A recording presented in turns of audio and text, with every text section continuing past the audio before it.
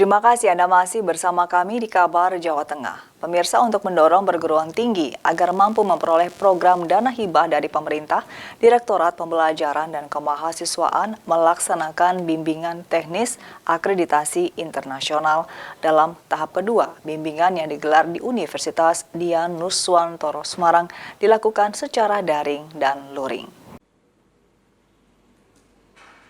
Dalam rangka akselerasi peningkatan budaya mutu dan daya saing bangsa melalui fasilitasi akreditasi internasional bagi program studi untuk akreditasi internasional secara berencana dan berkelanjutan, Direktorat Pembelajaran dan Kemahasiswaan melaksanakan bimbingan teknis akreditasi internasional tahun 2021. Kegiatan ini digelar secara luring di Universitas Dian Nuswantoro dan daring lewat video conference aplikasi Zoom. Mengingat saat ini kondisi masih dalam pandemi, hanya 5 kelompok proposal ilmu kesehatan dan 17 kelompok agro dan sains yang hadir secara luring. Sedangkan untuk daring sebanyak 15 kelompok ilmu kesehatan dan 65 kelompok agro dan sains. Sedangkan untuk rumpun sosial dan teknik akan digelar pada 2 Juni mendatang. Bimbingan teknis ini sendiri diberikan bagi program studi yang gagal dalam memperoleh dana hibah dari pemerintah, sehingga para program studi ini akan dibantu cara menyusun laporan yang sesuai dengan kriteria hibah di tahun ini, agar bisa memperoleh akreditasi ke tingkat internasional.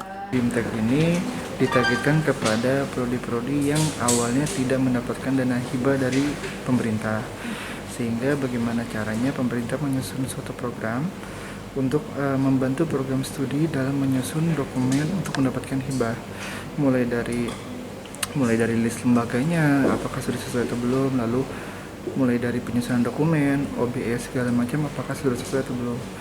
Lanjut, untuk BIMTEK ini dilaksanakan selama 4 tahap. Sementara itu, Universitas Dian Nuswantoro Semarang yang menjadi tuan rumah pelaksanaan BIMTEK mengaku senang dan bangga. Dalam BIMTEK ini ada sejumlah program studi dari Udinus yang ikut ambil bagian, yakni Fakultas Ilmu Kesehatan. Kita bersyukur dan mendapat apresiasi dari pemerintah bahwa kita bisa menjadi tuan rumah dalam BIMTEK fasilitasi program studi menuju akreditasi internasional di bidang sains, kesehatan, dan agro. Tapi kemudian supaya naik tingkat lagi diakui secara internasional, maka harus dapat rekognisi internasional.